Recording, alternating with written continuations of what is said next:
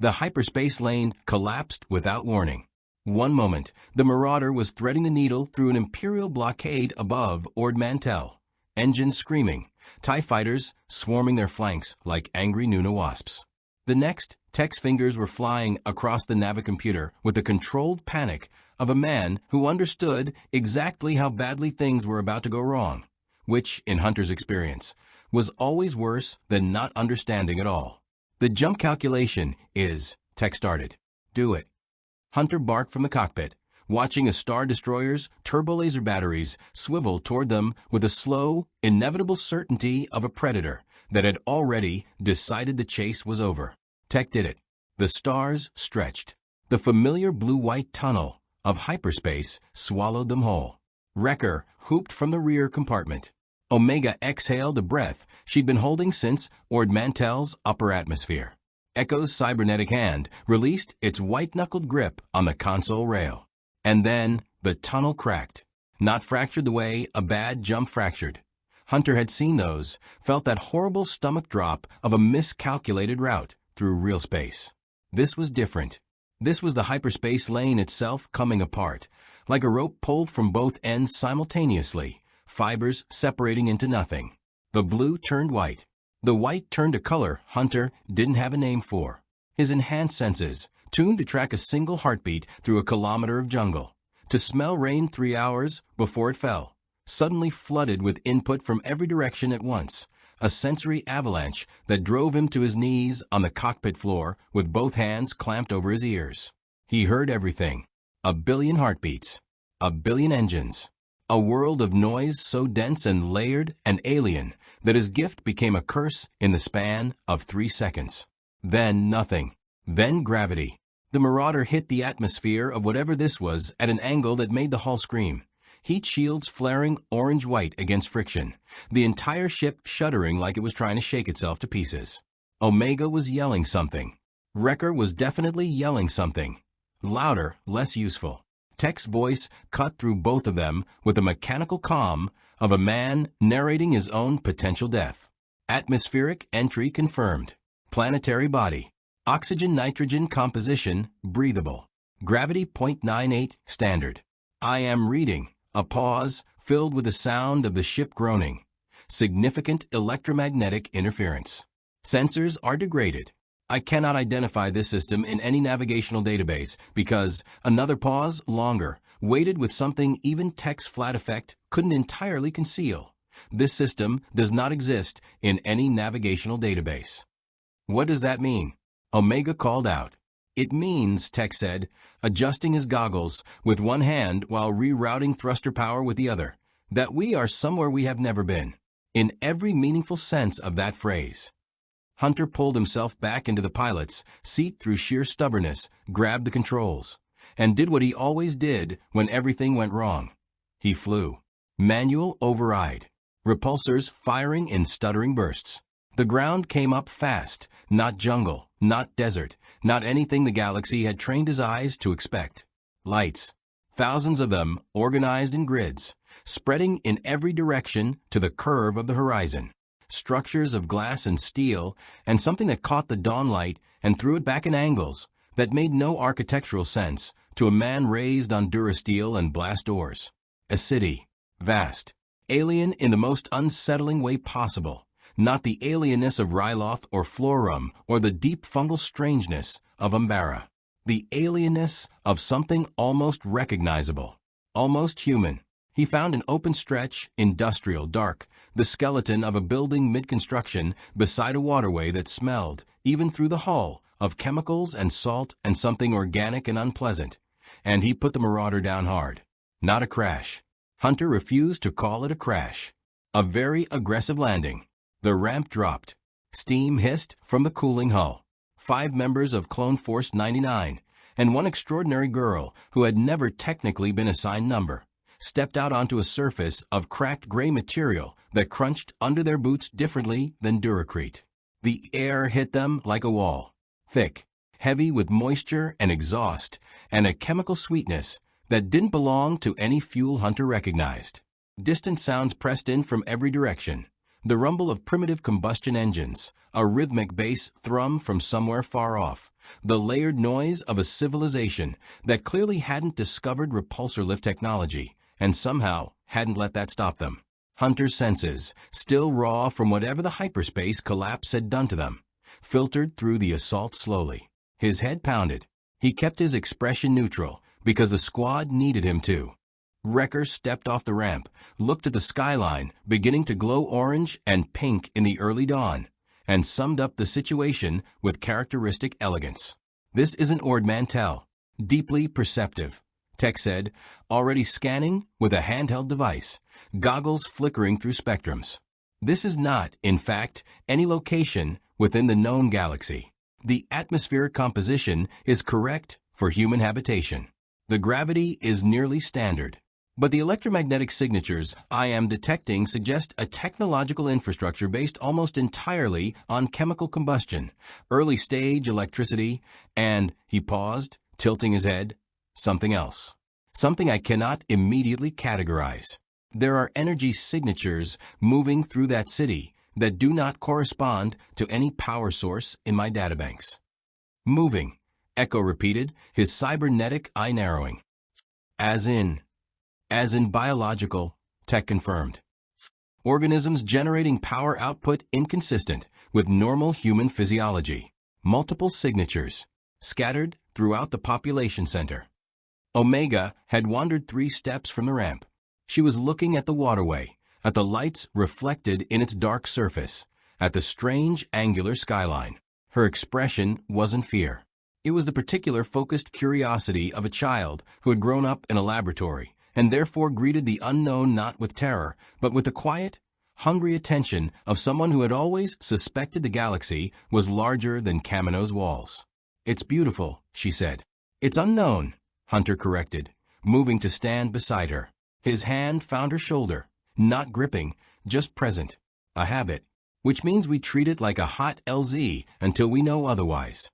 Crosshair said nothing. He'd moved to the shadow of a steel beam the moment the ramp dropped, rifle up, scanning the perimeter with the patient efficiency of a man who trusted nothing and verified everything.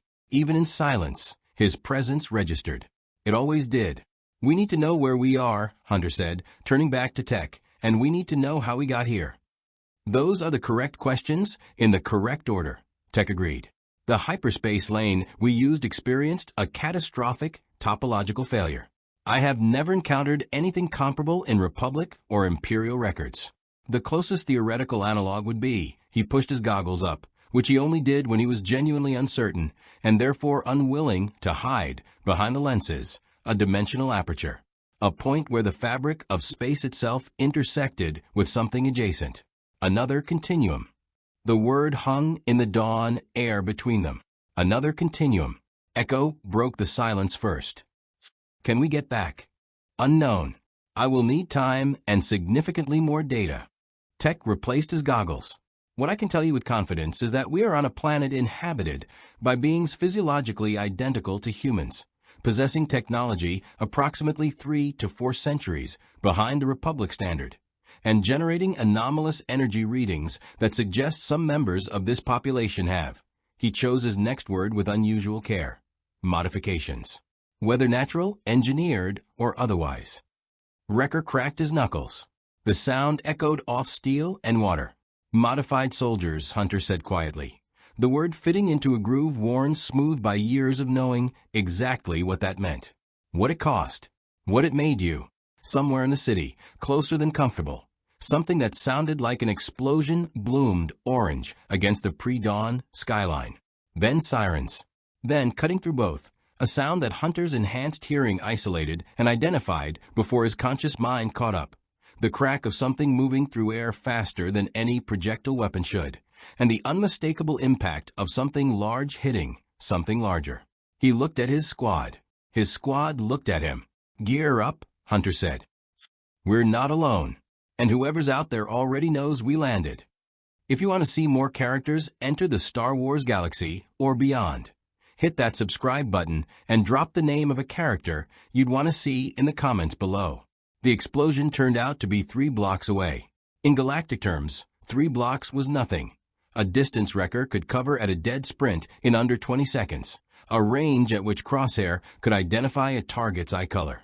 In this city, 3 blocks meant navigating a labyrinth of narrow service corridors between industrial structures, climbing a rusted staircase bolted to the outside of a building with the casual structural confidence of something that had never heard of a safety inspection, and emerging onto an elevated walkway above a wide street paved with a dark material that absorbed the dawn light and gave nothing back.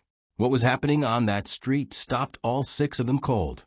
A man in a cape was pulling a cargo transport out of the waterway with his bare hands. Not a crane, not a repulsor rig.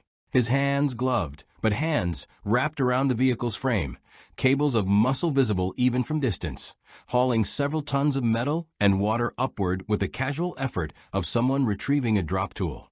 The transport came free with a sound like the waterway itself protesting, water cascading in sheets, and the man set it on the street with a gentleness that was somehow more unsettling than the strength required to lift it.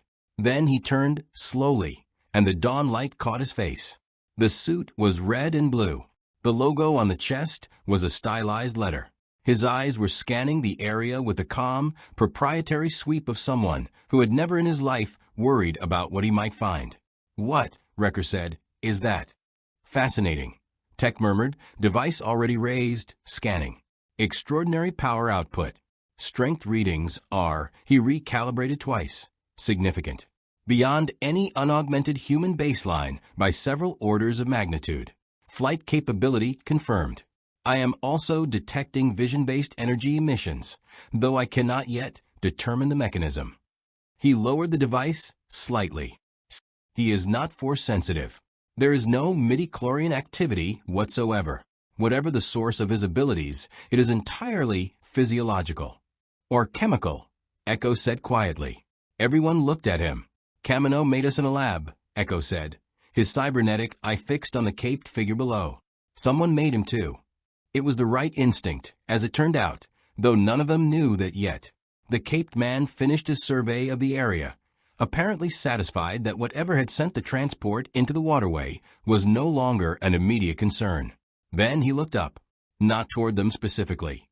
His gaze swept the skyline in a broad arc, but it was the look of someone accustomed to being the most dangerous thing in any given space, performing the automatic check of a predator, confirming there was nothing above it in the food chain.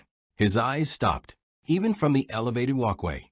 Even in the gray pre-dawn, Hunter saw the exact moment the figure registered the Marauders' cooling hull jutting above the industrial structures 2 blocks behind them. The ship was, objectively speaking, impossible by this world standards. A wedge of Republic-era engineering sitting in a construction yard, its hull marked with the scars of the Imperial blockade, its profile matching nothing in any database this world had ever compiled. The caped man was gone between one breath and the next. No run-up. No visible propulsion. Just gone, a displacement of air that hit the walkway half a second later like a pressure wave. And then he was hovering 20 meters off the ground directly above the Marauder, arms folded, looking down at it with an expression that Hunter, even at distance, even without visual enhancement, read immediately and accurately. Ownership. Assessment. The particular look of a man deciding what to do with something that had landed in what he considered his territory. "He moves fast," Crosshair observed, rifle tracking the figure with the patient, automatic precision of a scope following a bird in flight. His finger was nowhere near the trigger. "Yet." "Don't," Hunter said. "I wasn't going to. You were calculating." A pause. "I was assessing." "Same thing with you." The caped figure descended slowly toward the Marauder, and Hunter made a decision based on 20 years of operating in situations where the wrong first move meant everyone died. He went down to meet him. Alone.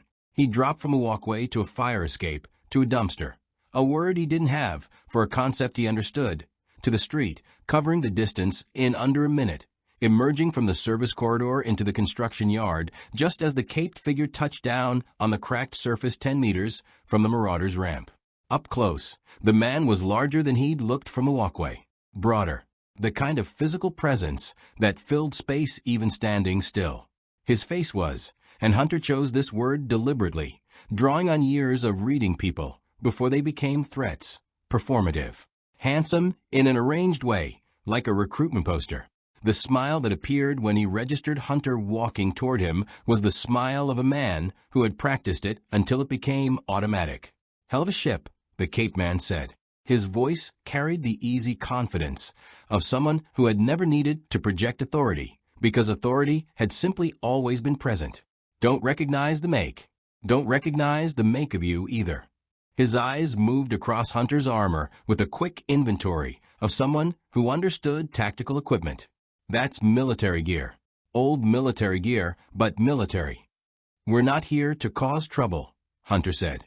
"Nobody ever is." The smile stayed exactly where it was. "I'm Homelander. Maybe you've heard of me." Hunter had not heard of him. He kept that off his face. "Hunter, we had a navigation malfunction. We're trying to assess our situation." "Navigation malfunction," Homelander repeated, tasting the phrase. "In a ship that doesn't exist. Coming from where exactly?" "Far away." "How far?" Hunter met the man's eyes. Blue. Very blue. And behind the performed warmth, something that Hunter's enhanced senses caught the way they caught the scent of rain. A flatness. A patience that wasn't the patience of a disciplined soldier, but the patience of something that had simply never had to wait for anything, and therefore found the concept of opposition mildly interesting rather than genuinely threatening. Hunter had met Sith Lords who had that look. He had met Nala Se. He had met Tarkin. He knew what it meant when power wore a pleasant expression. "Far enough that your maps won't help you," Hunter said. "We need time and a quiet place to work. That's all we're asking for." Homelander tilted his head slightly.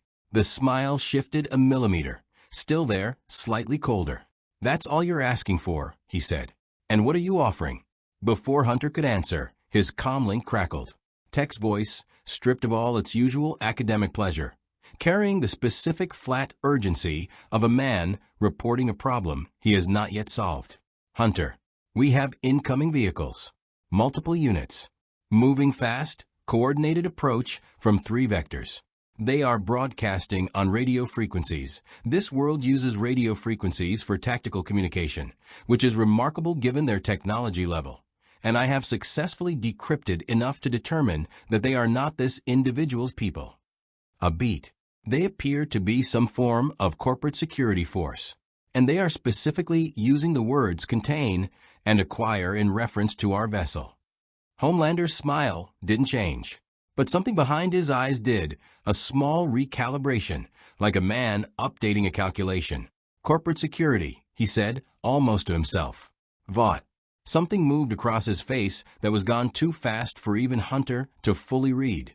Irritation, perhaps, or the particular displeasure of a man who has just discovered that someone else moved on his territory before he could decide what to do with it. They do love to be first. "Who is Vought?" Hunter asked. Homelander looked at him with something that might, in a different man, have been pity. "They made me," he said simply. "And they'll want to make you too." The smile returned, full wattage, entirely disconnected from anything happening behind his eyes. "I'd get back to your ship, if I were you. What happens next?" He lifted off the ground with the casual ease of a man stepping onto a speeder. "Is going to be above your pay grade." He was gone again. That same pressure wave. That same impossible acceleration. Hunter was already running. Behind him, in the growing dawn, the sound of combustion engines multiplied. Black vehicles, boxy, heavy, moving with the coordinated precision of a unit that had done this many times before, rounded both ends of the street simultaneously. Men in tactical gear poured out before the vehicles fully stopped, establishing a perimeter with practiced efficiency. Their weapons were primitive, chemically propelled projectiles. Hunter's training identified instantly, but there were a lot of them, and they were pointed in the right direction. And walking through their center, unhurried, in a tailored suit that cost more than most people on this world earned in a year, was a woman with a tablet in one hand and an expression of professional delight that Hunter recognized with cold clarity. He had seen that expression on Kaminoans examining new batches. He had seen it on Tarkin reviewing clone casualty projections. It was the expression of someone who had just found something valuable, and was already thinking about what to do with it. "Don't move, don't shoot, don't do anything dramatic," the woman said, stopping 10 meters from Hunter, her security forces arranged behind her like a very well-funded wall. "My name is Susan Rayner, but you can call me whatever makes you comfortable." She glanced past him at the Marauder with the focused attention of a woman already writing acquisition reports in her head. "Vought International. And you, whoever you are, have just become the most interesting thing on this planet." Hunter's hand rested on the hilt of his blade. From the elevated walkway behind and above the Vought perimeter, completely invisible in the shadow of a steel beam, a single red targeting laser appeared and began its patient, unhurried traverse across the back of Susan Rayner's head. Hunter didn't look up. He didn't need to. Crosshair was already in position. Susan Rayner was not a woman who frightened easily. She had sat across boardroom tables for men who had tried to have her killed and smiled at them over quarterly projections. She had managed Homelander's public image for 3 years, which was a job description that required either extraordinary courage or extraordinary compartmentalization, and she had never been entirely sure which one she was operating on. She had watched Compound V test subjects go wrong in ways that redefined the concept of going wrong, signed the paperwork afterward, and slept fine. She was, by any reasonable measure, not a woman who frightened easily. But something about the man standing in front of her, armor-worn and scarred in ways that suggested actual use rather than aesthetic choice, eyes doing something behind their calm that she couldn't quite quantify. Head tilted slightly, as though he was listening to something she couldn't hear, was making the back of her neck do something she hadn't felt since a soup had grabbed her assistant by the throat during a contract negotiation, and she'd had to talk him down with nothing but her voice. And the knowledge that losing her composure would get them both killed. "You're not going to pull a weapon," she said. Statement, not question. She was good at statements. "Because you're smart enough to count, and you can see that my people have you outnumbered by 32, Hunter said. She blinked. "What? 32 of your people? For vehicles?" "The two on the north end of the street are carrying heavier equipment, tripod-mounted, long barrel, probably your version of an anti-armor weapon." He said it the way someone described weather. "The man on the roof of the eastern structure has a communications device he's been reaching for every 40 seconds, which means he's reporting to someone not present, possibly someone watching remotely." A pause. "Your tablet has been transmitting since you walked up. Whoever's on the other end of that feed is seeing everything you're seeing." Rayner looked at her tablet, looked at him, made a decision that she would later describe to her colleagues as the best one she'd made all quarter. She lowered the tablet. "You have extraordinary situational awareness," she said. "Enhanced senses," Hunter said. "No pride in it. Just fact. We call it a mutation where I come from. You probably have a different word for it." "Enhancement," Rayner said, and the professional warmth in her voice dialed up 3 degrees in a way that Hunter clocked immediately and distrusted completely. "We absolutely have a word for it." She took one step forward, deliberate, slow, the step of a woman demonstrating that she was choosing to close distance rather than being forced to. "Mr. Hunter, I want to be very transparent with you, because I think transparency serves us both better than the alternative." She gestured at her security forces with the casual authority of someone turning off background noise. "These gentlemen are here because an unidentified aircraft entered restricted airspace and landed in a Vought-owned construction zone. Standard protocol. Nothing personal. And now I'm looking at a man in military-grade armor I don't recognize, who arrived in a ship I can't identify, who just counted my security detail faster than my security detail counted itself." She smiled. It was a very good smile, practiced, genuine-seeming, precisely calibrated. "And I'm wondering if we started off on the wrong foot." From the Marauder's ramp, which had descended at some point during the conversation, Wrecker appeared. All of him. The full, considerable, unavoidable entirety of Wrecker, ducking under the ramp's lip, because he always forgot it wasn't built for his dimensions, straightening up to his full height in the gray morning light with his arms crossed, and an expression of professional suspicion that looked slightly comedic on a face that cheerful. Behind him, Echo. Then Tech, still scanning, goggles catching the dawn. Then Omega, who Rayner's eyes found and stayed on for precisely 2 seconds longer than they stayed on anyone else. Long enough for Hunter to note it and file it in the category of things he would be thinking about for the rest of however long they were stuck here. Rayner's security forces had the good instinct to reassess without being told to. Weapons didn't lower, these were professionals, but stances shifted. 32 people recalculating the situation simultaneously made a subtle but perceptible change in the air. "My team," Hunter said. "Your team," Rayner echoed. She was doing the same inventory Hunter had done on her, but where his was threat assessment, hers was something closer to valuation. "All enhanced." "All different," Hunter said. "That's the point." Rayner processed this with the visible pleasure of a woman receiving exactly the information she had hoped to receive. "Mr. Hunter, I'd like to invite your team to Vaught's New York facility. Breakfast, a proper briefing on where you've landed, answers to whatever questions you have about this world." She spread her hands, open, empty, the universal gesture of offered good faith. "We have people who specialize in exactly the kind of situation you're in. People who can help. People who helped Homelander." Hunter asked.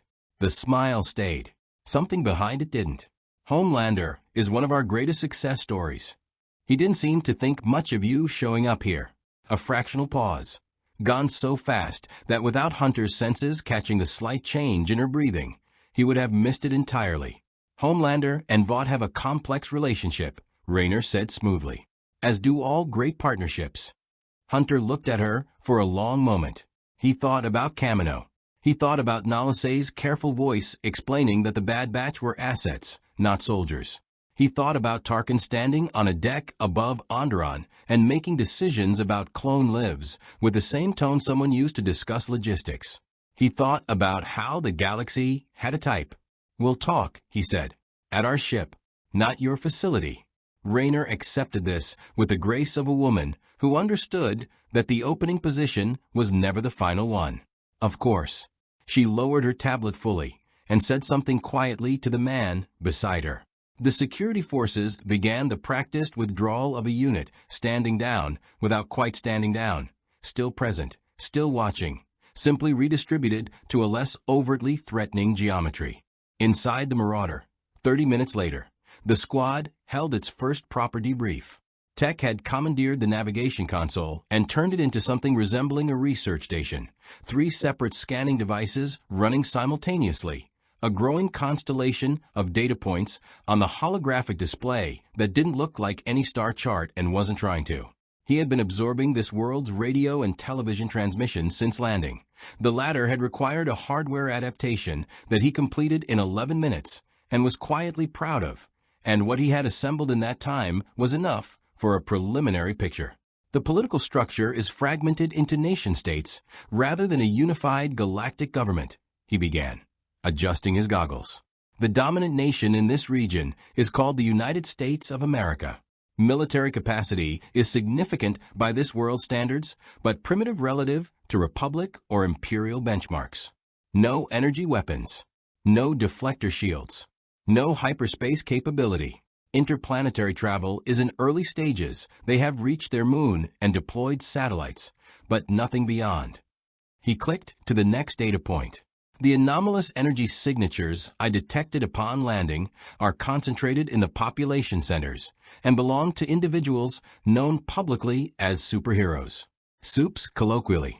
They operate under corporate management by an entity called Vought International, which holds contracts with this nation's government and military, controls the public image of all registered supes, and generates revenue through, he paused reading, merchandise, media licensing, and defense contracts. The supes are functionally a privatized military force with a public relations operation. Silence in the Marauder. "So," Wrecker said slowly, "they're clones." "They are not clones," Tech said. "They are individuals given abilities through a chemical compound called Compound V, administered, in most cases, in infancy without consent. The abilities vary.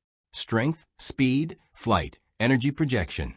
The compound's effects are unpredictable, and the process is not." Another pause, reading something that shifted his expression by a single fractional degree, "is not without significant casualties during development." More silence.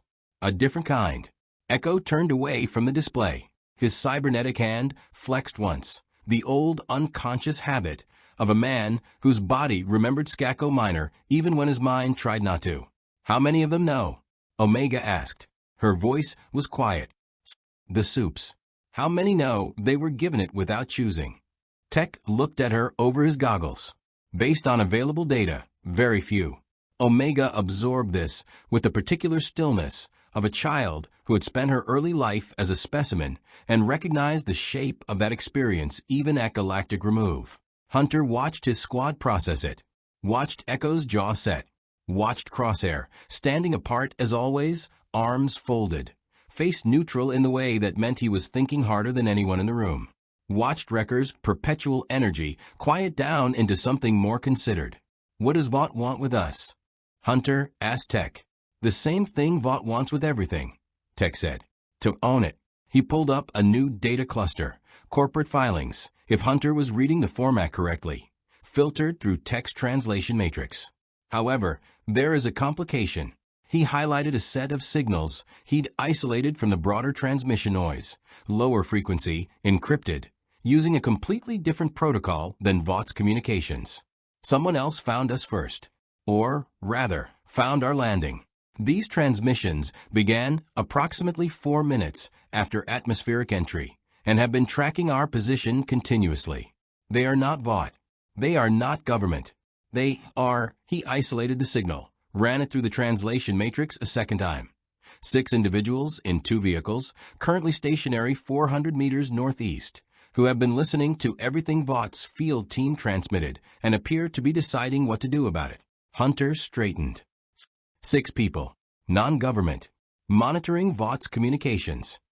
He looked at the direction indicator on Tech's display, northeast, 400 meters, a distance at which his enhanced senses should have caught them long ago, which meant they were very good at not being found. And they haven't moved. They are waiting, Tech confirmed. For what, I cannot determine. Hunter picked up his helmet from the console beside him. I can. Hunter, Echo said. We don't know anything about them. We know they're not Vought, Hunter said. Right now that's enough. He looked at the squad, at each of them, the brief inventory of a leader who never stopped counting what he had. Wrecker, Echo, stay with the ship. Tech, keep the transmissions running. Crosshair.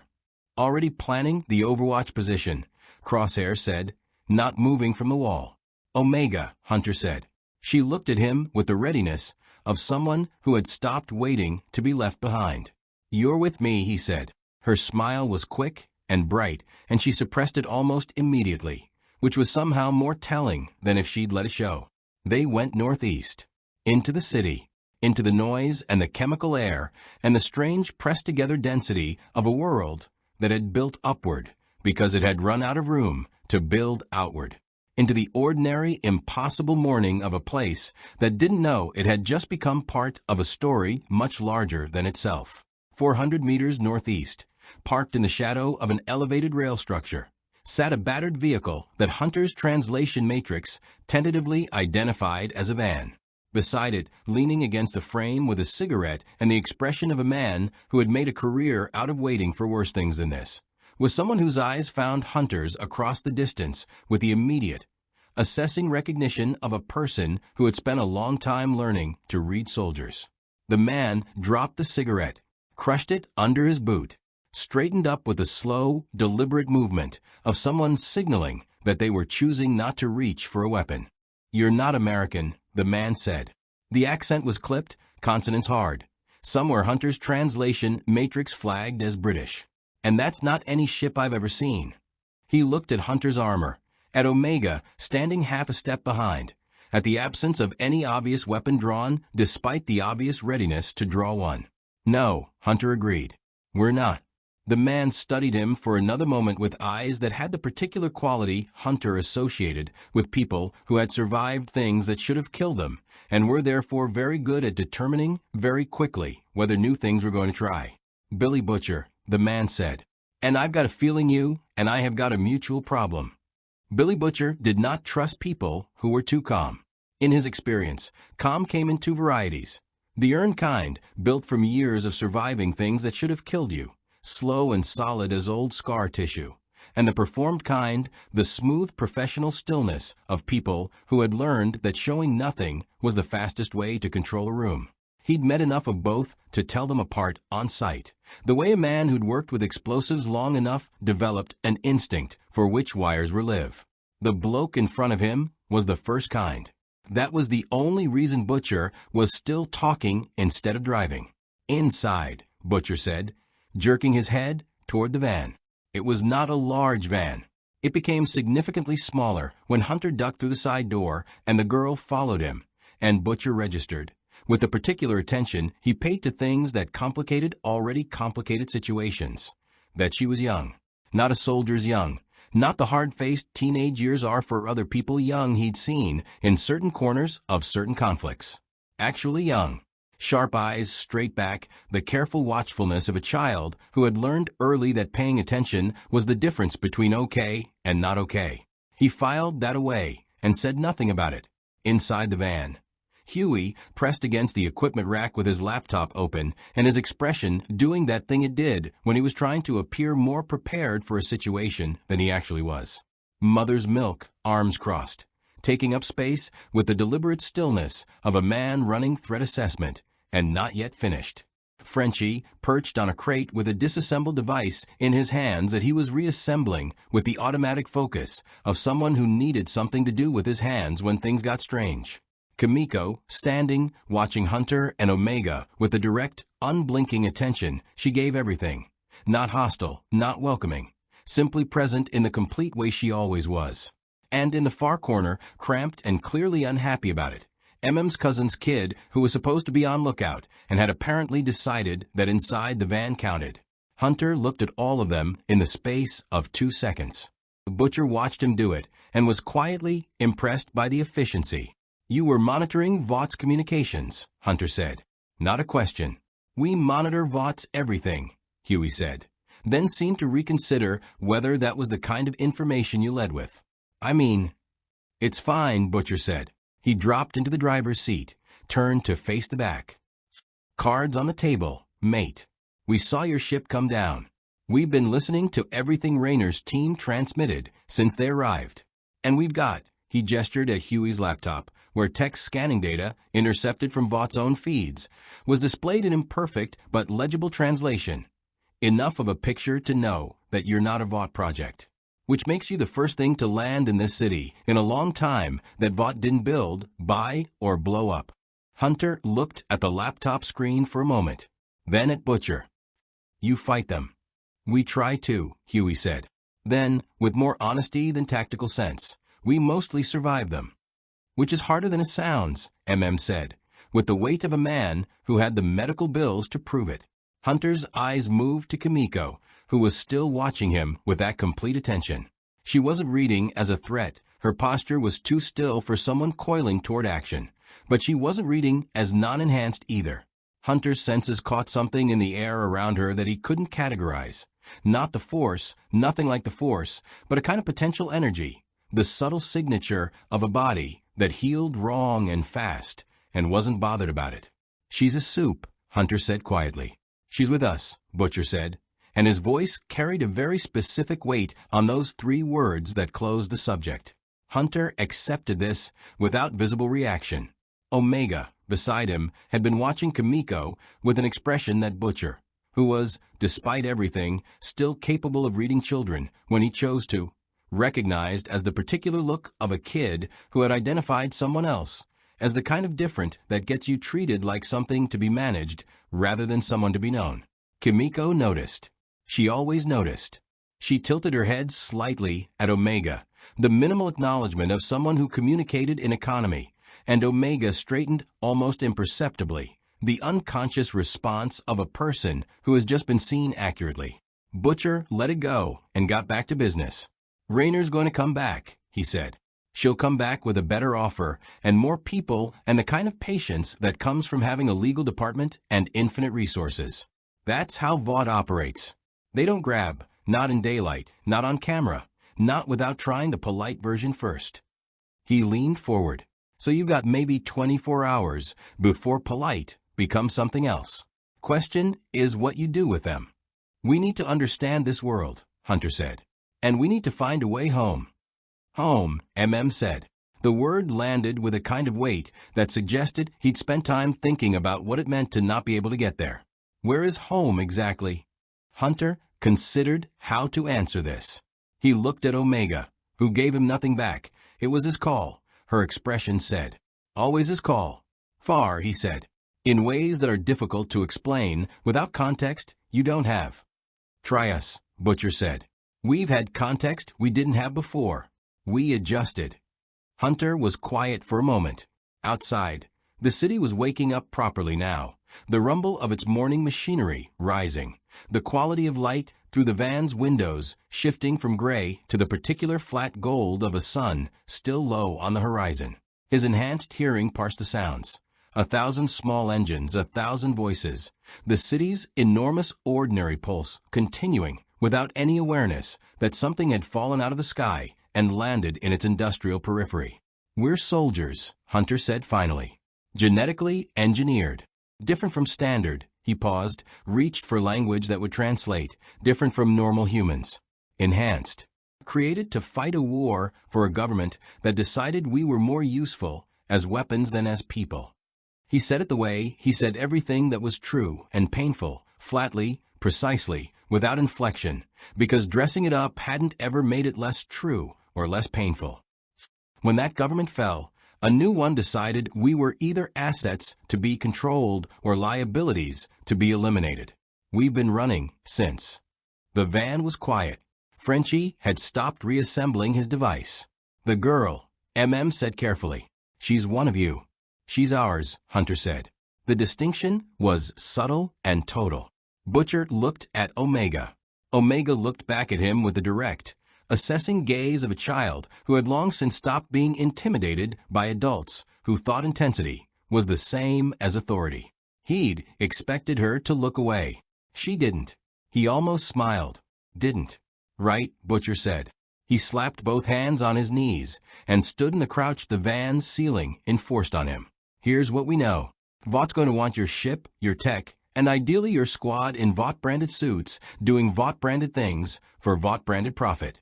Homelander's going to want, he paused, and the pause carried a specific kind of weight, something else. He hasn't decided what yet, which makes him the more dangerous problem. And whatever government branch Raynor's currently contracted with is going to want to classify the whole situation and make it disappear quietly. And what do you want? Hunter asked. Butcher looked at him steadily. Information, your ship's tech, and if you're willing, eyes on Vought from an angle they haven't seen before. He let that sit. In exchange, we can keep you off their grid. Safe house. Resources. Someone who knows how this world works, so you're not walking into walls you can't see. You're describing an alliance, Hunter said. I'm describing a mutual interest, Butcher corrected. There's a difference. Hunter thought about this. He thought about the Martez sisters and what a mutual interest had looked like then. He thought about Sid and what mutual interest looked like with someone whose interests were always slightly more mutual in their own direction. He thought about the Republic, which had called it duty and meant ownership. What's in Vought's facility that you want? He asked. Butcher and exchanged a look that communicated a full conversation in under a second. Files, said. Evidence. Compound V documentation. Who authorized it? Who knew? How far back it goes? We've been trying to get clean access to their servers for, he stopped himself, recalibrated. A while. Tech can do that, Omega said. Everyone looked at her. She looked back with the expression of someone who had stated an obvious fact and didn't understand why it required the response it was getting. He'd broken into the Empire's communications network from a ship with 3 operational engines and a navigation system that was held together with, she glanced at Hunter. What did he use that time? Adhesive tape and optimism, Hunter said. Vought's a corporation, Omega continued, addressing Butcher with the earnest directness of someone who had not yet learned to undersell. They use electricity and radio waves.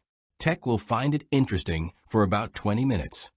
Frenchie made a sound that was not quite a laugh, too surprised to fully commit, and covered it with a cough.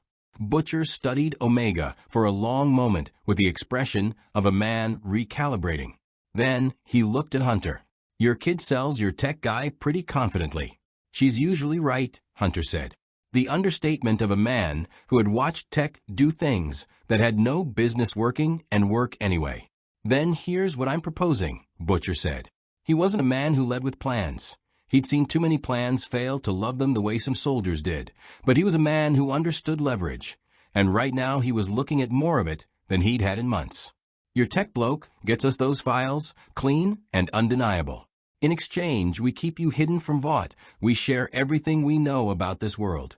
And when you find a way home," he met Hunter's eyes, "we don't try to stop you." "And if Homelander comes before we find a way home?" Hunter asked. The van was quiet again. "Then we deal with that," Butcher said. The simplicity of it was not reassuring. It was the simplicity of a man who had learned that some problems didn't have clean solutions, and had made his peace with that mostly. Hunter looked around the van, at Huey, who was trying to appear calm and largely failing, at solid and watchful, at Frenchie, who had gone back to his device, but was tracking the conversation through his peripheral attention, at Kimiko, who had moved sometime in the last few minutes silently, without appearing to decide to, slightly closer to Omega, the unconscious proximity of someone who recognized something familiar in the shape of another person's particular kind of alone. Omega hadn't moved away. Hunter made the call. "We'll need to bring my full team into this conversation," he said. "And whatever safe house you're offering needs to fit a ship." "I know a place," Butcher said. "It's not comfortable. We've slept in worse. You haven't seen it yet." "We've slept in worse," Hunter repeated, with the absolute confidence of a man who had spent time on Ord Mantell. Butcher looked at him for one more moment with those live-wire or not eyes. Then he reached forward, started the van's engine, a sound that made Hunter involuntarily assess it as either a very sick animal or a machine in significant distress, and pulled away from the shadow of the elevated rail structure into the waking city. In the side mirror, as the van moved, Butcher caught one last glimpse of the construction yard where the Marauder sat cooling in the morning light. A Vought surveillance drone, small, quiet, the kind Raynor's team deployed as standard follow-up, was already circling the perimeter at 300 meters. He noted the height, noted the pattern. He noted, with the careful attention of a man who had learned to find his advantages where they existed, that whatever the ship was made of, it was blocking the drone's sensors completely. The drone was flying circles around a blind spot and didn't know it. He filed that away too. The safe house was a decommissioned meatpacking facility in a part of the city that Huey described as up and coming in the tone of someone who had been told this repeatedly and was no longer sure they believed it. It smelled comprehensively of its former purpose. Wrecker, who had once spent 4 days in a separatist detention block that had also been used for biological waste processing, declared it not the worst place we've ever been, with the authority of a man whose threshold for acceptable had been set by genuinely terrible experiences. Tech noted the structural integrity was sufficient, the electrical system was salvageable, and the reinforced loading doors were rated for vehicle access, which meant the Marauder moved under cover of the city's pre-dawn quiet through streets that had not been designed for anything of its dimensions, a transit operation that had required Tech's navigation, Wrecker's willingness to physically redirect 2 parked vehicles, and Crosshair's sustained expression of pained contempt, now sat in the main floor space like a gunship in a very large, very fragrant garage. Echo had interfaced with the facility's electrical system within an hour, drawing power from the grid in a way that Tech assured them would read as standard industrial consumption and attract no attention. The Marauder systems came back online in stages, not full operation, not with the power draw that would have lit up every sensor Vought had in the burrow, but enough. Navigation, comms, the hyperspace drive sitting inert and patient while Tech worked on understanding why it had done what it had done. The boys had watched all of this with varying degrees of amazement. Huey's was the most visible. He'd stopped pretending to work on his laptop somewhere around the point where Echo had interfaced directly with the facility's fuse box through the port in his wrist and started openly staring. Frenchie was delighted in the specific way of a man who loved machines and had just encountered machines that expanded his conception of what machines could be. Watched everything with the methodical attention of someone building a threat assessment and updating it continuously. Kimiko watched Omega. Butcher watched all of them and said very little, which Hunter had identified within the first 2 hours as his baseline operating mode and found professionally familiar. Crosshair had established a position on the facility's upper catwalk before anyone asked him to, found a sight line that covered both loading doors and the skylights, and had not come down since. Frenchie had attempted to start a conversation with him by climbing the catwalk stairs. He had been permitted to climb. He had not been permitted to finish the conversation. He'd come back down looking thoughtful rather than offended, which suggested he'd understood something in the exchange that most people wouldn't have. By mid-afternoon, Tech had built a working interface between the Marauder systems and this world's radio and data networks, a process he described as connecting a precision instrument to a series of tin cans on string, but completed anyway because the description of a problem had never once stopped him from solving it. He sat cross-legged on the facility floor surrounded by components from 3 different systems, goggles cycling through analysis modes, and began the systematic deconstruction of everything Vought International had ever digitally committed to paper. The boys gathered around the holographic display the Marauder projected, a technology that produced a silence in all of them that was different from their other silences, the silence of people who had just seen something that moved the boundary of what they believed was possible, and watched Tech work. "He's in their system," Huey said, in the tone of a man narrating something he understood mechanically but not emotionally. "He's been in their system," Tech corrected, without looking up, "for the past 11 minutes. Their security architecture is layered but not complex. It relies on obscurity and redundancy rather than genuine cryptographic sophistication."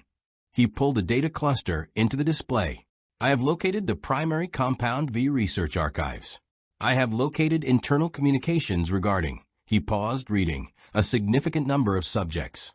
I have also located something that was not in the accessible tier of their network and required going through 4 additional security layers to reach." He brought it up. The display filled with files, images, documents arranged in a hierarchy that told its own story before a single word was read, the structure of a project that had been running for a very long time and had been very deliberately kept separate from everything else. Leaned forward. His face did something careful and controlled that Hunter recognized as the expression of a man who was not going to show what he was feeling until he had confirmed what he was looking at. "That's the pediatric program," said quietly. "The what?" Huey asked. "Compound V. In infants." Voice was very level. "We knew about it. We've been trying to prove it for her." He stopped. "Those are the files." Tech nodded. "Comprehensive documentation. Dosage records.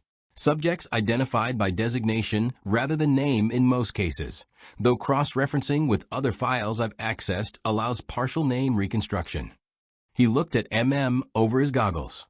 "There are a significant number of subjects." "How many didn't make it?" asked. Tech was quiet for a moment. Not the quiet of uncertainty. Tech was rarely uncertain about data, but the quiet of a being who had processed something and was deciding how to deliver it. "Enough," he said, "that the program required its own separate documentation tier." The facility was very quiet for a moment. The city's noise continued outside, indifferent and constant. Omega had positioned herself where she could see the display, but slightly apart from the group. The habitual positioning of someone who had learned that proximity to other people's grief required consent to intrude upon. Her eyes moved across the files with a recognition that Hunter saw, and that made something in his chest do the thing it always did when she demonstrated that she understood things she shouldn't have had to learn yet. She'd been a designation before she'd been a name. So had all of them. "Can you extract all of it?" Butcher asked Tech. His voice was its flattest, which Hunter had learned meant the emotion was there and had simply been relocated somewhere it wouldn't interfere with function. "Already in process," Tech said. "I am also extracting financial records, executive communications, and what appears to be a substantial file on a program called," he read the label twice, "Payback." which based on preliminary assessment involves the deliberate placement of Vought-managed assets within government and military structures at senior levels. He looked at Butcher. They have people inside most of your major institutions. We knew that too, Butcher said. Proving it is different. Proof is what I'm providing, Tech said, with a quiet confidence of a man for whom the distinction between knowing and proving had always seemed puzzling, because proof was simply knowing communicated correctly.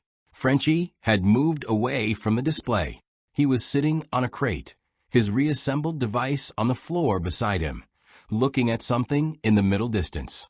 Hunter watched him from across the facility with the peripheral attention of a leader who never fully stopped monitoring his environment. You've seen this before, Frenchie said, to no one in particular. Then, to Hunter specifically, the program, children, the documentation. He looked up. His eyes had the quality of someone who had metabolized a lot of darkness and was very tired of being able to recognize new darkness on sight. This is not new to you. No, Hunter said. Kamino. Echo said from across the room. He wasn't looking at anyone. His cybernetic hand was resting open on his knee, palm up, the posture of someone who had decided something and then had to keep deciding it every day. They grew us in tanks, designed specific mutations, ran tests, filed documentation. He paused, kept separate records for the ones that didn't survive the process. Frenchie absorbed this. He nodded once, slowly, the nod of a man adding new information to a framework that unfortunately accommodated it easily. Different galaxy, Frenchie said. Same people. Same kind of people, Hunter corrected. Because that mattered. Because the specific gravity of same kind was different from same, and the distinction was one he'd spent years working out. Kimiko, who had been standing near the Marauder's landing strut, moved. She crossed the facility floor in the quiet, direct way she moved everywhere, and stopped in front of Echo. She looked at his cybernetic arm, the ports, the integration points, the places where the machine had replaced what had been removed. She held up her own hand, turned it over, showed the back of it, where the faint traces of healed-over scarring described a history that medical records somewhere contained in full. Echo looked at her hand, looked at his arm, looked at her face. She didn't say anything. She didn't need to. Echo nodded. Hunter turned away from that exchange because it was complete and private and had accomplished more in 10 seconds than most conversations managed in an hour, and because looking at it too long felt like intruding. We have what you need, Hunter told Butcher. From Vought servers. More than what we need, Butcher said, still looking at the display. Enough to burn them. He said it the way other people said, enough to eat. The satisfaction of a basic hunger met, nothing more dramatic than that, which somehow made it more serious. There's something else, Tech said. He'd flagged a file in the corner of the display, smaller than the others. Newer timestamp. Vaught's research division has been monitoring global communications for the past 7 years using a proprietary satellite network, primarily looking for unregistered soups, individuals with Compound V in their system who aren't under Vought management. He brought the file forward. 6 hours ago, before we arrived, they logged an anomalous signal. Electromagnetic pulse consistent with, he read the technical specification, an unidentified energy source of significant magnitude, entering the atmosphere from an unexpected vector. Hunter went very still. Our jump, Echo said. The hyperspace exit point generated a burst, Tech confirmed. They were already looking. They logged it, flagged it, and began triangulating before we landed. He looked at Hunter. Vought has known where we are since before Raynor arrived. So the offer, Hunter said, was already the second option, Butcher finished. He looked at Hunter with the flat, unsurprised expression of a man who had stopped being surprised by Vaught's preparation years ago. The first option was already in motion. As if to confirm this, the facility's upper skylight, the one Crosshair had been watching for the past 4 hours, produced a sound. A subtle sound. The kind of sound that a surveillance drone makes when it's been watching from above maximum visual resolution and has just decided to drop to a lower altitude. From the catwalk, without hurry, Crosshair's voice descended with the calm of a man who had been expecting something and was mildly satisfied that it had arrived on schedule. "We have eyes on us," he said. 4 drones. Vought markings. A pause. And one without markings, which is the more interesting one. Hunter looked at Butcher. Butcher looked back. "The unmarked one," Hunter said. "Is that yours?" "No," Butcher said. "Then whose is it?" Butcher walked to the facility's small, high window, the only one that looked outward at the street, and looked up at the gray sky above the building line. He didn't answer immediately. The answer, when it came, carried the specific weight of a man naming something he'd been hoping not to have to deal with yet. "There's only one person in this city who runs surveillance that Vought doesn't know about," Butcher said. "Because there's only one person in this city that Vought is actually afraid of." Hunter followed his gaze upward. The unmarked drone hovered at 500 meters, perfectly still against the wind, with the patient precision of something controlled by a hand that did not get tired and did not make mistakes, and had been watching long enough to have already decided what it thought about what it saw below. "Homelander," Hunter said. "He's not sending a drone to watch," Butcher said quietly. "He's sending it to decide." The drone question resolved itself 40 minutes later, in the way that questions about Homelander tended to resolve themselves. He arrived personally. No warning. No approach vector that Crosshair could track until the last 3 seconds. One moment the skylight was gray afternoon sky, and for Vought surveillance drones maintaining their patient orbit. And then the skylights were rattling in their frames, and the drones were simply gone, not destroyed, just suddenly absent. Relocated with the casual authority of a man removing objects from a table, he'd decided he wanted clear, and Homelander descended through the largest skylight like a comet that had decided to be unhurried about it. He landed in the center of the facility floor, 20 meters from the Marauder, 10 meters from where Tech was still sitting with his equipment. He looked around the space with the slow, proprietary sweep Hunter had clocked at their first meeting, the inventory of a man cataloging what was his. And when his eyes found the assembled group, the smile appeared with the precision of a switch being thrown. "Cozy," Homelander said. Wrecker had moved before anyone spoke. Not toward Homelander. Hunter's hand came up in the signal for hold and Wrecker stopped, which was either a testament to his discipline or to the particular quality of Hunter's signals, probably both. But he'd repositioned instinctively to a place that put him between Homelander and Omega, and he stood there now with his arms crossed, and his expression carrying the specific energy of a very large man who had decided something and was waiting to be tested on it. Homelander noticed. His eyes moved to Wrecker, assessed, and filed him in a category Hunter couldn't read, but didn't like the shape of.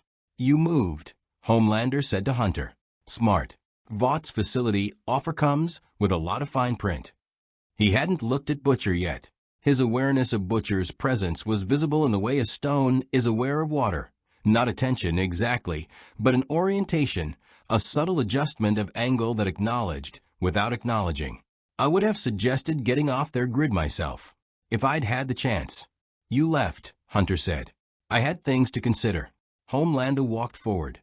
Slowly, the walk of a man who had never needed to approach anything carefully because nothing had ever required caution, and stopped at a distance that Hunter's threat assessment flagged as too close, and his tactical assessment flagged as deliberately chosen to be too close. "Here's what I've considered." He looked at the Marauder, at Tech and his equipment constellation, at Echo's cybernetic arm, at Crosshair on the catwalk, rifle up, not aimed, but up, the distinction Crosshair made when he wanted someone to understand the choice involved. "You're not from here. You're not a Vought project. You're not a government experiment. You're something genuinely new." He said genuinely new, the way other people said genuinely mine. "And I've been the only genuinely new thing in this world for a very long time." "That sounds like a problem you have," Butcher said from a side of the room. "Not one we do." Homelander looked at him. Just looked, for 3 full seconds, with the specific quality of someone who was choosing not to do something and making sure the other person understood the choice was being made. "Billy," he said, the name in his mouth like something being held at its cleanest point. "You found them fast." "We try." "You try," Homelander repeated, tasting the smallness of it. Then he turned back to Hunter, and the smile returned, recalibrated, warmer, more collaborative, the version he used when he wanted something specific. "I'm not here to threaten you. I want to be clear about that. Vought threatened you. That's what they do. I'm here to offer you something different. What? Hunter asked. A genuine choice. He spread his hands, the mirror of Raynor's gesture, but carrying entirely different weight. Join me. Not Vought. Me. I operate within Vought because it's useful, but I don't need them. And I don't need them a lot less now than I did a week ago. Something moved through his expression, brief, real, gone, that Hunter's senses caught as the specific flavor of a grievance recently sharpened. You have technology I've never seen, abilities that are genuinely distinct, and you arrived in a way that nobody can explain. That's leverage. Real leverage. Used correctly. Used for what? Omega asked. The facility went very quiet. Homelander looked at her. He looked at her for a moment with an expression that did something Hunter couldn't fully parse. Flickered through several states too fast, before settling on the warm, practiced version, the performance, the thing he wore when he needed to be liked by someone who hadn't yet decided about him. That's a great question, he said, and his voice was gentled in a way that was worse than his normal tone because it was trying, visibly trying. And the trying had the quality of something learned from observation rather than instinct. It's a real question, Omega said. What are you trying to do? What do you actually want? Homelander stared at her. In Hunter's experience, and he had significant experience, across significant years and significant dangers, people did not often leave Homelander genuinely, without a prepared response. The smile held, but something behind it was doing something unscripted, cycling through options that the question had not left him prepared for. I want, he started. You want someone to tell you what you are, Omega said. Not cruelly, not as an attack, with the direct, matter-of-fact clarity of a child who had grown up in a laboratory thinking about exactly that question and had never learned to treat it as impolite to say out loud. You were made. You were made by people who wanted something from you. And you've been trying to figure out what you are when you're not what they made you for. She looked at him steadily. We know what that's like. Wrecker, beside her, said nothing, but his arms uncrossed. Something crossed Homelander's face that was not the performed warmth and was not the flat ownership assessment, and was something considerably more dangerous because it was real. The specific rawness of a person who has been accurately seen by someone they didn't give permission to look. Hunter watched it happen. Watched Homelander recalibrate. Watched him find his footing. Watched the performance reassert itself over the thing underneath. Smart kid, Homelander said. His voice was level. Careful. You should keep better track of her. She keeps track of herself, Hunter said. Homelander looked at him for a long moment. Then, with a precision that Hunter clocked as the real message embedded in the visit, he said, Vought will make another approach within 18 hours. When they do, tell them you're considering. Buy time. He moved toward the skylight, unhurried, already deciding his exit. Don't commit to them. And don't trust Butcher's people to keep you hidden. Vought finds everyone eventually. Why are you telling us this? Echo asked. Homelander paused in his ascent, looked back. Because you're the first people in this world who could actually make things different, he said. And I haven't decided yet what I want that to mean. He looked at Omega one more time, a look that Hunter analyzed and did not fully understand and would be thinking about for the next 6 hours. But I'm interested in finding out. He went up through the skylight. The facility breathed out. Wrecker's arms crossed again. I punched him, he said. In my head. Felt good. That's probably the safest version of that, Huey said, from behind the equipment rack, where he'd apparently been the entire time. Hunter looked at Omega. She met his eyes and gave him the expression she used when she'd done something she wasn't entirely sure he'd approve of and had decided to own it anyway. You read him, Hunter said. He wasn't hard to read, she said. He's just never had anyone try. Hunter thought about what that meant.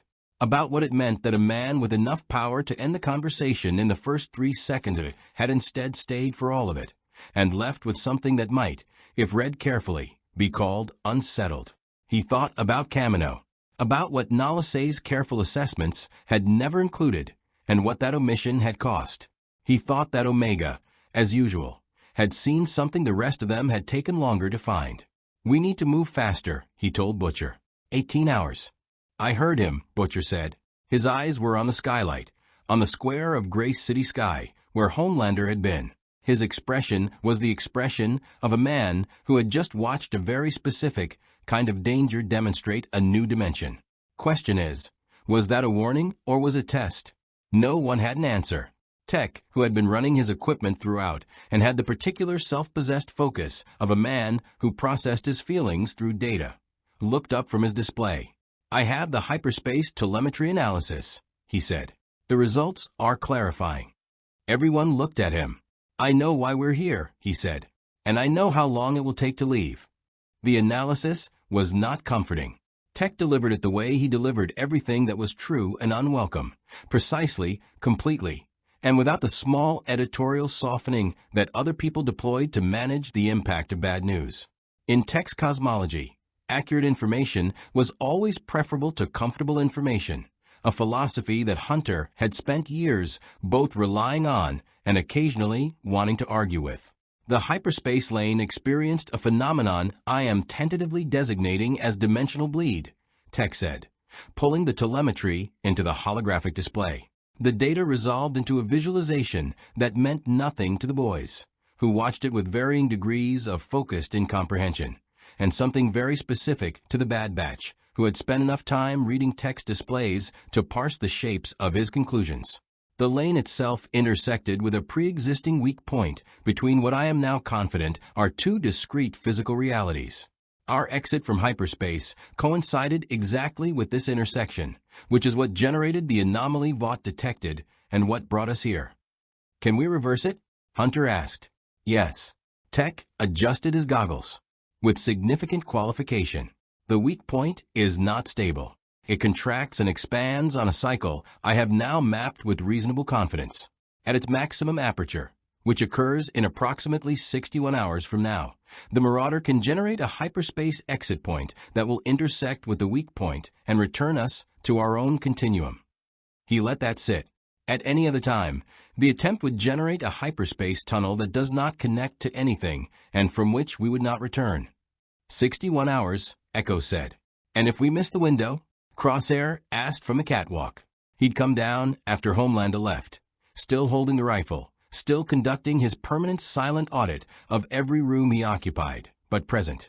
"The next viable window occurs in approximately 11 months, Tech said, "at which point I cannot guarantee the weak point will have remained stable enough to use." The math of 61 hours with Vaught's 18-hour approach timeline sat in the air between all of them without needing to be spoken. "Then we have one objective," Hunter said. "Hold our position and protect the ship for 61 hours. Everything else is secondary." "Everything else," Butcher said, with the careful weight of a man identifying a disagreement before it became an argument, "includes getting those Compound V files out of Vought servers and into the hands of someone who can use them. Which we can do in the next 6 hours if your tech bloke finishes what he started." "I finished 4 hours ago," Tech said mildly. "I have been waiting for an appropriate moment to mention it." Butcher stared at him. "I was also cross-referencing the extracted files with publicly available records to build a prosecution package that would be significantly more useful than raw data," Tech continued. "The additional time was well spent. I now have documented chains of authorization for Compound V infant administration going back 22 years, cross-referenced with financial disbursements to 17 government officials, a complete record of which soups know about their origins and which do not, and what I believe to be a full personnel list for a classified Vought program called Sage Grove." He paused. Sage Grove is a psychiatric facility. It is not primarily a psychiatric facility. Sat down. Just sat down in the middle of the facility floor on a crate with the specific weight of a man who had been carrying something for a very long time and had just been told that what he was carrying was even heavier than he thought. "How bad?" he asked. "The Sage Grove program involves experimental Compound V administration in adult subjects," Tech said. "The instability rate is," he chose the word, "significant. The facility's primary function appears to be managing subjects whose mutations developed in ways that were not operationally useful and could not be publicly disclosed." "They put them somewhere no one would look," Frenchie said quietly. "Yes, there are people in there," said. It wasn't a question. Approximately 230 confirmed, based on intake records. Some have been there for years. Tech looked at over his goggles. It is in New Jersey, approximately 60 kilometers from this location. The facility was very quiet. Hunter watched the boys process this. Watched Butcher do the same calculation Hunter would have done. The extraction, the 61 hours, the Vought approach timeline, the variables, and arrive at the same place. We can't leave them there, Huey said. He said it the way people said things that were true before they checked whether the truth was workable. No, Butcher agreed. He didn't elaborate. He didn't need to. Hunter looked at his squad. He didn't call a vote. It was never a vote, exactly. It was the thing he did where he looked at each of them and read what was there and factored it into a decision that was still his to make. Echo's jaw was set in the way it set when he'd already decided. Wrecker's expression was the one he wore when he was waiting to be told the target. Crosshair was watching him with those still, precise eyes that had never once in their history together told Hunter a lie. Omega was looking at the display, at the intake numbers, at the abstracted human count, with the focused attention of someone who had been a number before she was a name and was therefore incapable of treating numbers as abstractions. Tech was tech, which meant he had already mapped 3 approach vectors, 2 exfiltration routes, and the security architecture of the facility, and was waiting for someone to ask. "Tell us about the Sage Grove security," Hunter said. Tech pulled it up without a pause. They planned through the afternoon and into the evening. The facility's overhead lights failing after 2 hours and being replaced by portable units that Frenchie produced from a bag with the ease of a man who carried portable lighting as a matter of course. The planning was a collision of 2 very different operational traditions. The Bad Batch worked with the absolute precision of soldiers trained since childhood in tactical analysis, every variable mapped, every contingency assigned. The boys worked with the adaptive pragmatism of people who had learned their tradecraft in the field, often under fire, often for mistakes. The collision of these approaches was initially friction. Crosshair's patience with Huey's improvised suggestions lasted approximately 4 minutes before producing a silence that communicated everything. And then, in the way of things that are actually working toward the same end, became synthesis. Kimiko knew the facility. She had been inside it. She communicated this to Frenchie in the way she communicated things that required detail. His hands and her expression and a trust built over years of translation. And what he conveyed to the room was spare and precise. 2 entry points with modified security since her time there, a central ward that was under constant pharmaceutical sedation management, guards who were not soups but were armed and numerous, and a communications blackout protocol that triggered automatically at the first sign of unauthorized entry and sent a priority alert directly to Vaught's response team. Response time. Hunter asked. Frenchie says 12 minutes once the protocol triggers, said. We've tested it. We need to be out in 8, Hunter said. We can do that, Wrecker said. You'll be carrying people, Echo pointed out. Wrecker looked at him. I can carry people and do it in 8. 2 of us go to Sage Grove, Hunter said. The rest stay with the Marauder. He looked at Butcher. We need your people with the ship. If Vought makes their approach early. We've been managing Vought longer than you've been on this planet, Butcher said. It wasn't hostility. It was the compact confidence of a man stating his relevant credential. Then, manage them, Hunter said. We'll be back in 5 hours. The Sage Grove operation went in at 0200 hours, which Tech identified as the facility's lowest activity window based on 17 hours of monitoring their communications. Hunter went. Echo went. His ability to interface directly with electronic systems was the key that every other element of the plan turned on. Kimiko went because she knew the interior and because she had looked at the intake numbers on Tech's display with an expression that made the question of whether she was going moot before it was asked. The facility was a low building set back from a state road, presenting as exactly what it claimed to be, a private psychiatric care center, landscaped and discreet. The security was corporate grade, not military, which in Hunter's framework meant it was thorough rather than adaptive.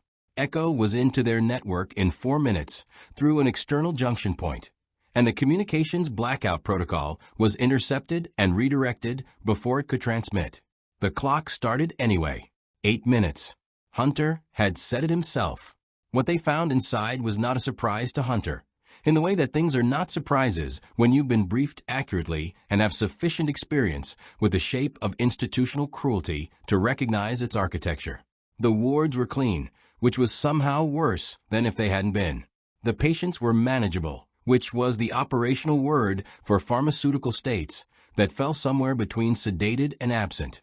The files on each one, accessible through the network Echo had entered, contained the same structure as the files Tech had found for the pediatric program, the same documentation tier, the same careful abstraction of human beings into case numbers. They moved through the facility with the controlled efficiency of a unit that had done harder extractions than this, which they had. Kimiko knew the layout. Echo held the network. Hunter moved each room with the precise speed of a soldier whose enhanced senses told him exactly where people were and what state they were in. In the 6th room, they found a man who was awake and had been awake, clearly for some time, sitting on his bed with the focused stillness of someone who had been waiting, who had prepared himself to wait, who had been ready, and then not, and then ready again so many times that he had arrived somewhere past readiness into a kind of vast patient calm.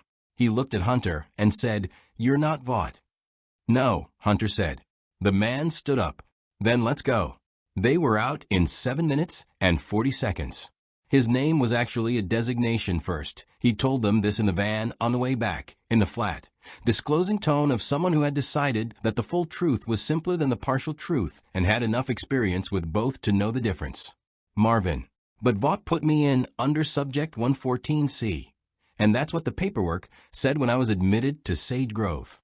He looked at across the van's interior. A long look. The look of two men who had just realized that the distance between them was measurable. "You're the one who's been looking. How long have you known about the file?" Asked, his voice careful and level in the way it got when he was working very hard to stay level. 3 years, Marvin said. "I've been in there for 3 years. I kept waiting for someone to find it." He paused. "I'm glad it was you." Hunter left that conversation where it belonged and went back to the operational picture. 22 other individuals had come out of Sage Grove, not all ambulatory, not all coherent, the pharmaceutical management having settled into some of them deeper than others. The boys' network was already in motion. Safe houses, medical contacts, the infrastructure of people who had been quietly moving people out of Vaught's reach for years and had simply needed the cargo. Butcher had made 3 calls from the driver's seat on the return drive without explaining any of them. And by the time they reached the meatpacking facility, arrangements were in place. The arrangement that mattered most, as Dawn approached the city for the 2nd time since the Marauder had landed, was the one Butcher had not made but had received. Vaught's communication. It came through a lawyer. It always came through a lawyer.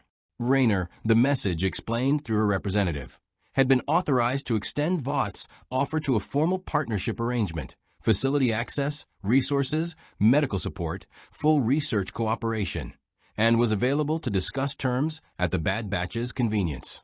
The message was professional. It was thorough.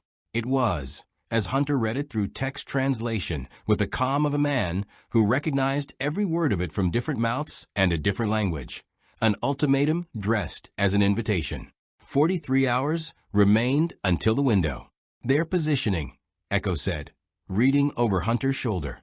"They've been positioning since we landed," Hunter said. "This is the offer before the other offer." "What's the other offer?" Huey asked. Crosshair answered from across the room. "They stop asking." Huey processed this. The facility had been reorganized in their absence. The Sage Grove patients who needed immediate care routed through Butcher's network, the ones well enough to move under their own direction given resources and options, and, in several cases, the kind of direct, honest information about what had been done to them that had clearly never been provided by anyone before. Frenchie had spent an hour with a young woman who had the specific kind of fractured equilibrium of someone whose sense of reality had been managed chemically for long enough that unmanaged reality was disorienting. Just sat with her, talking about nothing, until she'd eaten something and the edges had softened slightly. Hunter had noticed this and said nothing about it. What he did say, when the full squad convened for the first time since the Sage Grove operation, was, "We have 43 hours. Vought will move before that. We need to decide what moving first looks like." "We have their files," Echo said. "Clean documentation, prosecution ready." That's what Butcher's team needed. Files aren't leverage until they're public, said. Vought has enough reach to suppress them if they see them moving. What's the distribution channel? Hunter asked. We have a journalist, Huey said. She's reliable. She's careful. But getting her the full package securely, in a way that Vought can't intercept and kill before publication. He shook his head. We've been working on that problem for months. Months, Tech said, with a polite tone of a man about to make a statement that will seem unkind, using this world's communications infrastructure. He adjusted his goggles. I can transmit the full package simultaneously to approximately 430 news organizations, independent journalism networks, government oversight bodies, and relevant international bodies in 12 seconds. Encrypted, redundant, and distributed across enough simultaneous channels that suppression would require Vought to shut down a significant fraction of global communications infrastructure. The boys looked at him. I was waiting to be asked, Tech said. Why haven't you done it already? Butcher asked. Because Hunter hasn't told me to, Tech said, with the quiet simplicity of a man for whom the chain of authority was not complicated. Butcher looked at Hunter. It was not a look that contained words, but it contained a complete sentence. Hunter thought about it. Not long. The calculation was not complex. In the end, they had 43 hours. They had the files. They had the distribution capability. Vought was going to move regardless of what the Bad Batch did, because that was what organisms like Vought did. The question was sequence. Do it, Hunter said. Tech transmitted the package at 0847 hours, local time. By 0900, 14 organizations had confirmed receipt. By 0915, the first publication had gone live, a digital outlet that Huey identified as small but fast, with a specific admiration of someone who respected getting there first. By 0930, it was everywhere. Hunter watched the boys watch it happen, which was a different thing from watching it happen directly. Watched Huey's face move through several states that landed somewhere between disbelief and the particular relief of a man who has been right about something terrible for a very long time and has finally been believed. Watched read the first headline on Huey's laptop with a still. Contained expression of someone who had been in rooms with Marvin and had spent the drive back doing the quiet arithmetic of years. Watched Frenchie, who had come back from wherever he'd been in his head during the Sage Grove aftermath, lean against the Marauder's hull and look at the ceiling with an expression that was not quite a smile and was not quite not one. Watched Butcher read every headline that loaded systematically without visible expression, with the focused completeness of a man confirming that the thing he'd been trying to do was actually, in fact, done. Then Butcher closed the laptop and looked at Hunter. They'll come now, he said. Not a lawyer. Not Rayner. I know. The timeline they'll use. I know, Hunter said.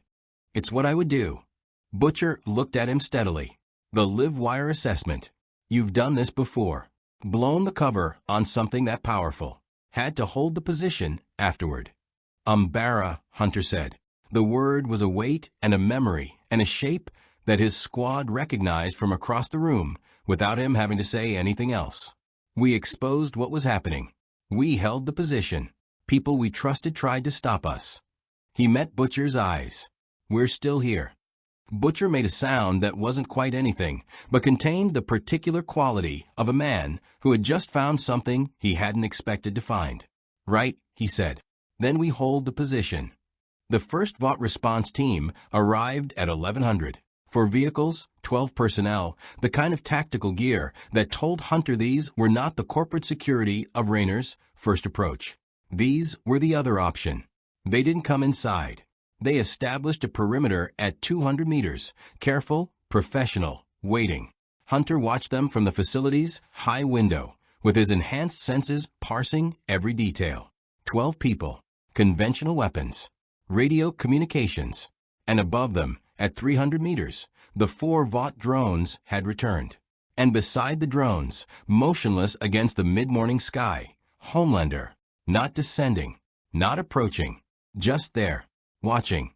He hasn't decided, Omega said from beside Hunter. She'd come up quietly, the way she always did when she'd correctly anticipated where he'd be and what he'd be looking at. No, Hunter agreed. The files went out.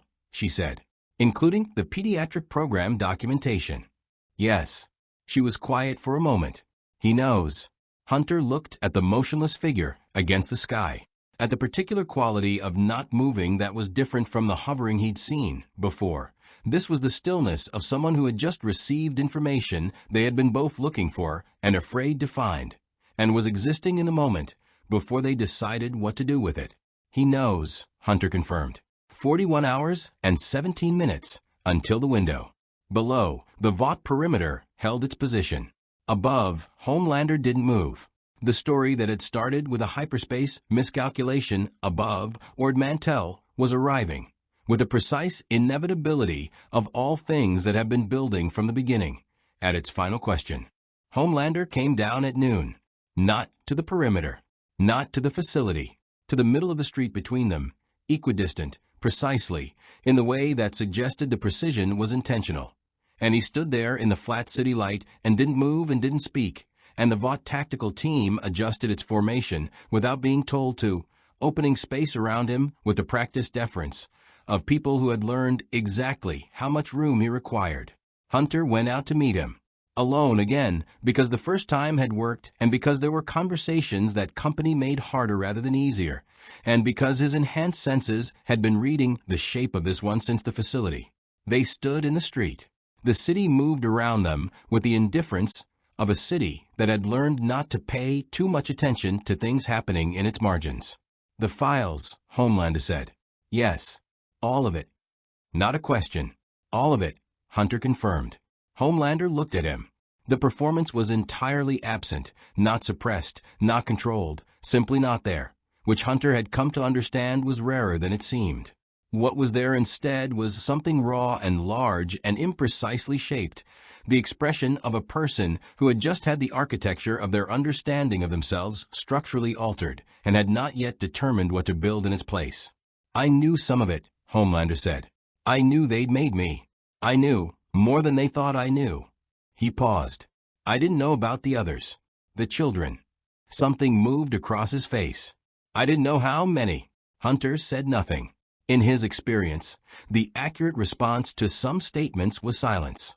They used me, Homelander said, and the word used carried in his voice something that Hunter recognized from the first time he'd understood what Kamino had been doing and had to find somewhere to put the understanding while still being operational. They built me. And they used me, and they stopped. Looked at the facility behind Hunter. Your girl asked me what I wanted. She did. I've been thinking about it. His voice had changed, not softer, exactly, but less performed. More like something that had been said aloud for the first time, and was therefore strange in the mouth. I don't know what I want. I've known what they wanted me to want. I've known what I was supposed to demonstrate. I don't know if I've ever had an actual. He stopped again. You have a squad, he said. You chose each other. Not at first, Hunter said. At first we were assigned to each other. The choosing came later. How? Hunter thought about how to answer this. About Crosshair and the chip and Kamino falling and all the iterations of that particular question across years. By showing up, he said. By showing up when it would have been easier not to. Homelander looked at him for a long time. Then the Vought perimeter commander. A woman Hunter hadn't seen before, not Raynor. Someone with the specific bearing of a person sent in when the lawyer approach had failed, stepped forward and said, with the professional calm of someone delivering a message they hadn't written and didn't necessarily endorse, Mr. Hunter. Vought International is prepared to invoke its emergency acquisition protocol under the Defense Authorization Agreement. You have 1 hour to. Homelander turned and looked at her. She stopped speaking. The stopping was immediate and complete. The Defense Authorization Agreement, Homelander said very quietly, is a document I signed for Vought 17 years ago, along with 43 other documents. I've been thinking about what I signed and what I was told I was signing. He looked at the perimeter, at 12 armed professionals who were, every one of them, trying to be somewhere else in the universe. Tell them the acquisition protocol is suspended. Tell them I said so. He paused. Tell them I'm aware of Sage Grove. The commander reached for her radio with a careful movement of a person executing an instruction they understood would change their professional situation significantly. What happened next happened fast. Not Homelander. Something from above. A sound hunter's enhanced hearing caught 2 seconds before it arrived. Propulsion, multiple units. The chemical combustion signature of helicopter rotors combined with something else. Something that moved differently, faster, with the directional precision of individual flight rather than rotorcraft. 3 soups came down through the cloud layer in formation. Hunter didn't know their names, hadn't had time to map the full roster from text data, but he read them the way he read every tactical element. One flyer, fast and precise. One whose landing impact cracked the street surface in a 2-meter radius. One who landed on top of a parked vehicle and crouched there, eyes doing something that registered to Hunter's senses as energy buildup. Not Vaught's response to the files. Vaught's insurance policy. The ones held back. Behind Hunter, the meatpacking facility's loading doors came open and Wrecker walked out, and the geometry of the street changed. Wrecker took in the 3 soups with the efficient attention of a man whose professional relationship with the concept of difficult opponents was long and generally successful. He looked at the one who'd cracked the street surface, the one built for impact, the one whose power was most directly legible as a physical statement. That, Wrecker said to no one in particular, with the tone of a man who had been waiting for something to be straightforward. I understand. He crossed the street at a run. What happened between Wrecker and the impact soup was not elegant. It was the opposite of elegant. It was a kind of combat that occurs when 2 entities built entirely around physical force meet without any tactical complexity intervening. Pure and direct and enormously loud. The soup was stronger than anything Wrecker had fought that wasn't a droid capital ship, and Wrecker was stronger than anything the soup had encountered that wasn't Homelander. And the street expressed its feelings about this by developing new structural concerns. It bought time. Behind Hunter, the facility's second loading door opened, and Crosshair moved to the roofline with the smooth efficiency of a man who had been waiting for permission, and was very glad it had arrived. The flyer soup came down fast, too fast for conventional response, and encountered something genuinely unusual. A sniper who could track them. Enhanced eyesight meant enhanced target acquisition and Crosshair's stun round. They'd had an 8-hour conversation the previous evening about non-lethal engagement protocols that Hunter had won on the margin, caught the flyer in a trajectory adjustment that sent them into the facade of a building rather than into the facility. The energy buildup soup on the vehicle was a problem that required a different solution, and the solution arrived in the form of echo interfacing with a power junction beneath the street from inside the facility, which Tech had identified and Echo had prepared, and the localized electromagnetic pulse that resulted did not affect humans or soups, but did, thoroughly and immediately, affect the sophisticated targeting mechanism the energy soup apparently required to direct their output. What followed was 3 unfocused discharges into the air above the street that accomplished nothing tactically and a great deal atmospherically. Homelander watched all of this from the middle of the street. Watched Wrecker and the impact soup conduct their extremely loud bilateral negotiation.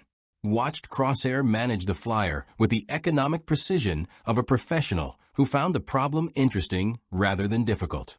Watched the energy soup's targeting fail. And then he moved. Not toward the Bad Batch. Toward the 3 soups. What he said to them, too quiet for anyone else, even Hunter, sent them into the sky within 30 seconds.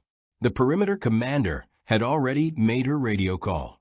The Vought vehicles were beginning the slow, careful withdrawal of a force that has received orders it didn't anticipate and is adjusting with professional discipline. Wrecker stood in the middle of the cracked street, hands on his knees, breathing hard, with the expression of a man who had thoroughly enjoyed himself and wasn't going to pretend otherwise. Good, Hunter called. Great, Wrecker confirmed. Homelander walked back to the center of the street. He looked at the withdrawing perimeter. He looked at Hunter. He looked, finally, at the facility behind which the Marauder sat, and his expression was the one Hunter had first seen through the construct of a performed smile, ownership, assessment, but transformed now into something that wasn't about possession at all. They'll regroup, he said. You have, he calculated, long enough. 39 hours, Hunter said. Homelander nodded. Then use them. He went up, straight up, not toward Vaught's position, not in any direction that could be tracked as purposeful. just up into the city's flat sky, until he was a point of red and blue against the gray, and then not visible at all. Hunter stood in the street and thought about what a man who had just decided something looked like, and thought that he had just seen it. Behind him, Wrecker walked over with a piece of the cracked street in his hand that he had apparently picked up as a souvenir. "Think we won?" Wrecker asked. "I think we bought time," Hunter said, which is the same thing for now. The last 39 hours were quiet in the way that the galaxy was quiet between battles, which was to say not quiet at all, but occupied with a different register of noise. Preparation, waiting, the particular alert stillness of people who knew something was coming and had done everything they could and were now in the interval between doing and knowing. Tech spent 26 of them on the Marauder's navigation systems, refining the hyperspace calculation with the focused intensity of a man who understood that the margin for error was zero and had decided to treat it as an interesting problem rather than a terrifying one, which Hunter recognized as the thing Tech did with all terrifying problems, and had stopped trying to change years ago. Echo ran diagnostics, ran them again, ran them a third time, which Hunter understood was not about the diagnostics. Wrecker slept, ate everything available, and had a lengthy conversation with Frenchie about explosives that both of them seemed to find deeply satisfying. Crosshair maintained his catwalk position for 18 hours before Hunter told him to stand down, and stood down by relocating to the facility floor while continuing to survey the skylights. Vought did not come. Not with tactical teams, not with lawyers, not with anything direct. What they sent instead was what powerful entities sent when direct approach had become complicated. Pressure in the form of absence, the weight of knowing they were watching and choosing not to move yet. Tech tracked 3 separate surveillance operations maintaining position at varying distances, all careful, all patient, all conducting the particular waiting that precedes a decision about whether the target is worth the current cost.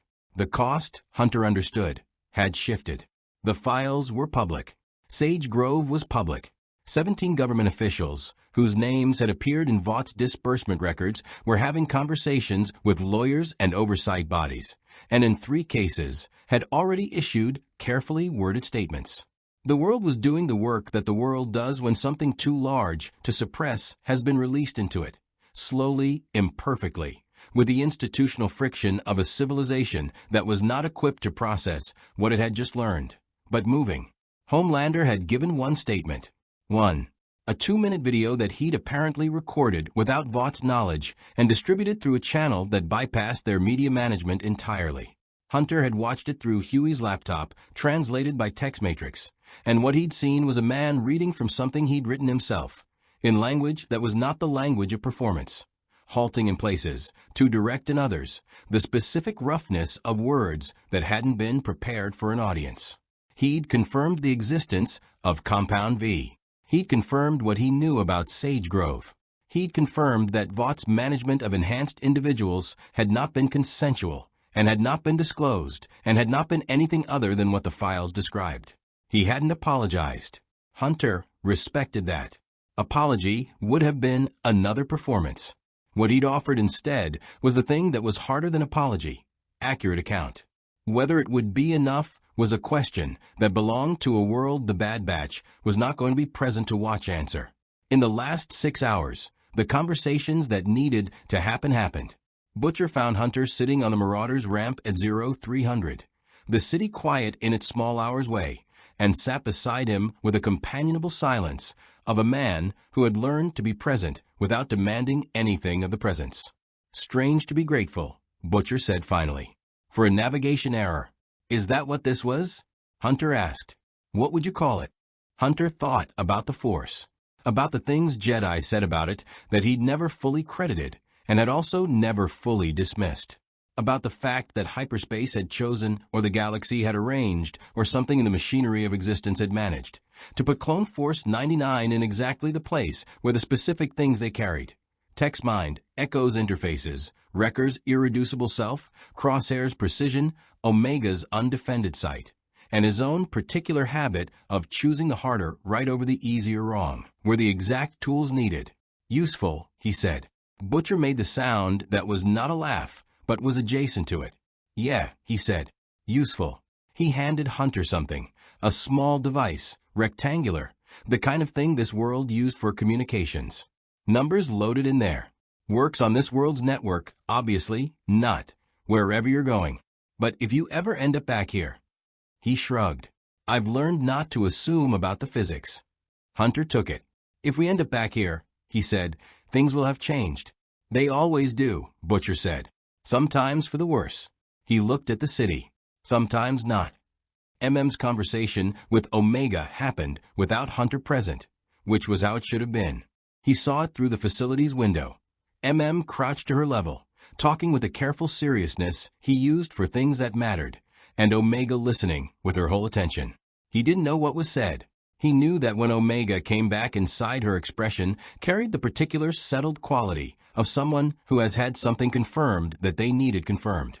Frenchie gave Tech 3 devices from his bag, explaining their function in rapid French that Tech's translation matrix handled in real time and that Tech appeared to find professionally fascinating. Frenchie seemed genuinely delighted that someone had found them professionally fascinating. Kimiko and Echo stood together near the Marauders' Hall in the last hour, not speaking, because speaking had never been the language between them. She showed him the scar on her hand again. He turned his cybernetic arm over, showing the seams. She nodded. He nodded. It was the most complete conversation Hunter witnessed all day. Crosshair came down from the catwalk in the final 20 minutes. He stood at the edge of the group with his arms folded and his rifle across his back, and his expression doing the thing it did when he was thinking at full capacity and not sharing the results, which was most of the time. Then he walked to Huey, who startled slightly because Crosshair appearing directly in front of you without announcement was an adjustment for most people, and said, "You aim low. Don't compensate for it. Adjust your stance." Huey blinked. Crosshair walked away. "Was that?" Huey started. "Advice," MM said. "Take it." At T-2 minutes, the Marauders' engines came up in stages, the sound filling the facility with the deep, resonant certainty of a ship that had flown through an Imperial blockade, through a collapsed hyperspace lane, through a world that had never seen its like, and was ready to fly again. The loading doors came open. The city's night air pressed in with its particular density and chemical character, and the layered sound of a civilization that ran on combustion and ambition. The boys stood in the loading door opening as the Marauders' ramp came up. Not at attention, not a formal send-off.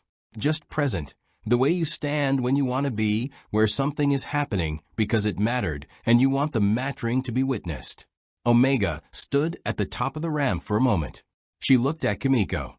Kimiko raised one hand, a small gesture, the smallest version of a wave, and Omega raised hers back. The ramp sealed.